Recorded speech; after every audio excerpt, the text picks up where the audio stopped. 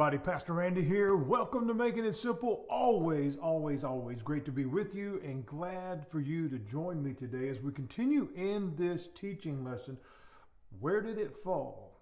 Interesting passage that I think we can take this back to, because we've been looking at this question, where did it fall? Obviously, again, based on the scripture that we looked at from 2 Kings, talking about the fallen axe head. What is the importance of that? Okay, because it goes much deeper than the actual incident itself, because it causes us to look at what is impeding the progress. What is stopping the next thing from taking place? Because in that particular moment, obviously the work had ceased that they were attempting to complete. But in life, what gets in the way? What stops things from moving forward? What stops us from growing closer to God? 2 Corinthians chapter 4 and verse 4 says this, the God of this age. Now, mind how that is written. The God of this age. That's God, little g, of this age. Speaking of the enemy. What does this passage say? It says, the God of this age has blinded the minds. Now think about that. Blind, obviously we understand the associational merit of that word in not being able to see, right? So we naturally pull that toward the visible, the literal, the eyes that don't work. But this says he's blinded the mind.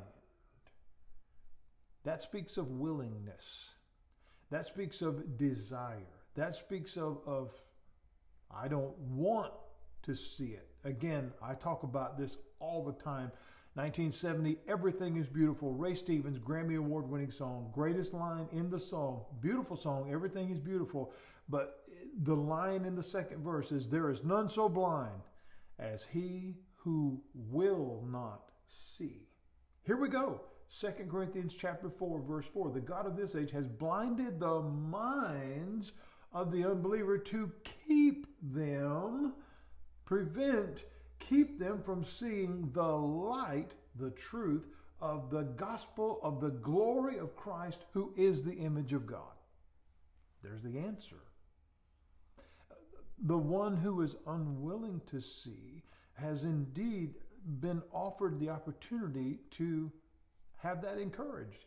So where did it fall? The enemy has convinced far too many, my friends, far too many, that light is no longer needed, and that indeed darkness is better. Now, when I speak of darkness, does that necessarily always mean evil? No.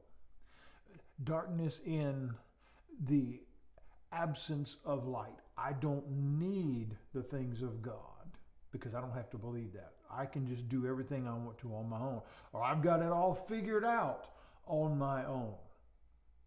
Where does that take us? Where does that create issues? The answer is always found in this question, where did it fall? The reason that question matters, where did it fall, is because we have to go back.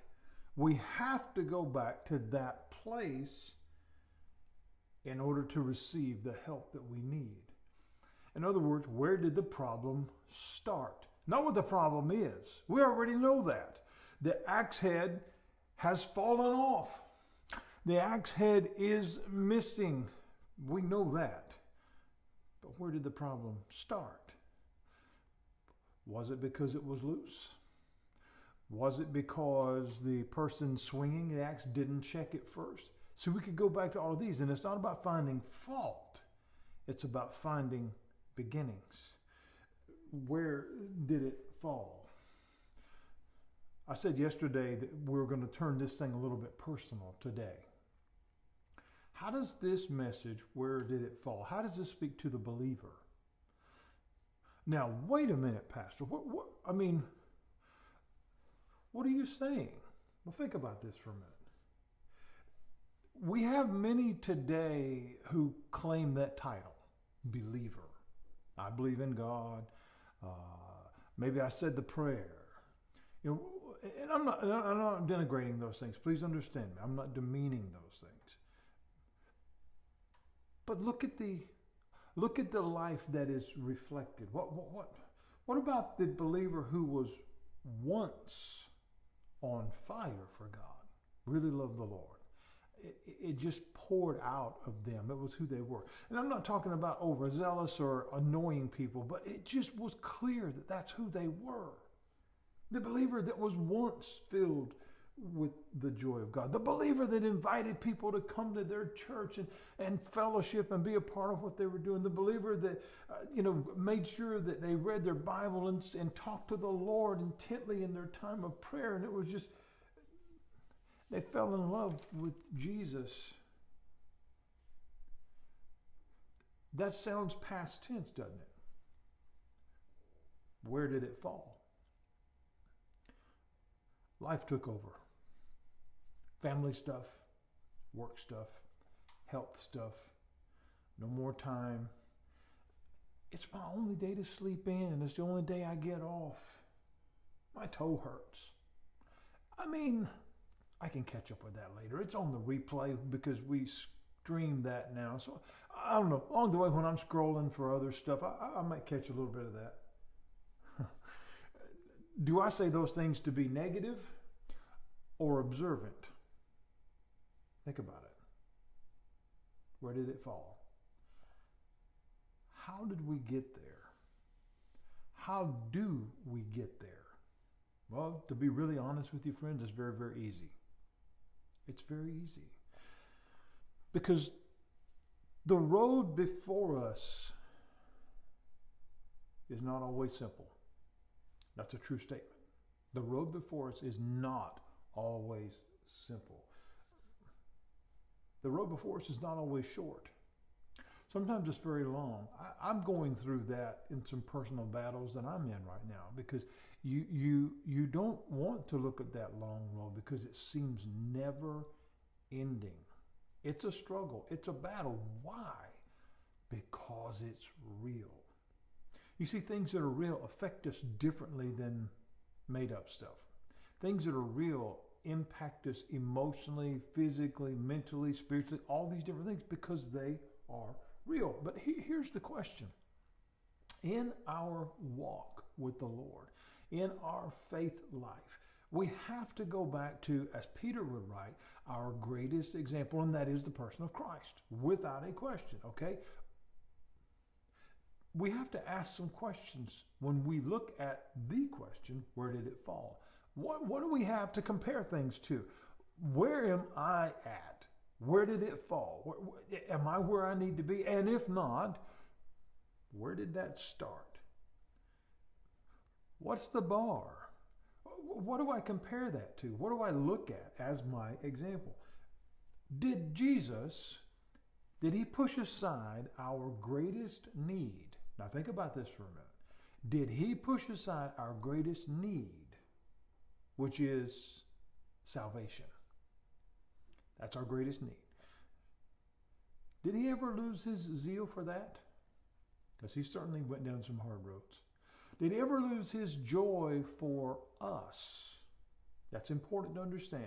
Hebrews chapter 12, verse 2 says, keep your eyes upon Jesus. Keep your eyes on Jesus, the author, the creator. John chapter 1, nothing was created that he didn't create. The author and perfecter, or the author and finisher, which I love that, of our faith, who for the joy that was set before him. What joy set before Jesus? There's going to be mocking and an unfair trial and lies and deception and the horrible pain of the cross. Was that joyful? No. What was the joy that was set before him? Me and you. Me and you. And the scripture here tells us that for that joy that was set before him, he endured the cross. It does not say enjoyed the cross, but he endured the cross. He despised the shame, which what does that mean? What does that mean? It's basically saying this. I wish it didn't have to come to this. I truly wish that it had not had to come to this. But I love you enough to say yes.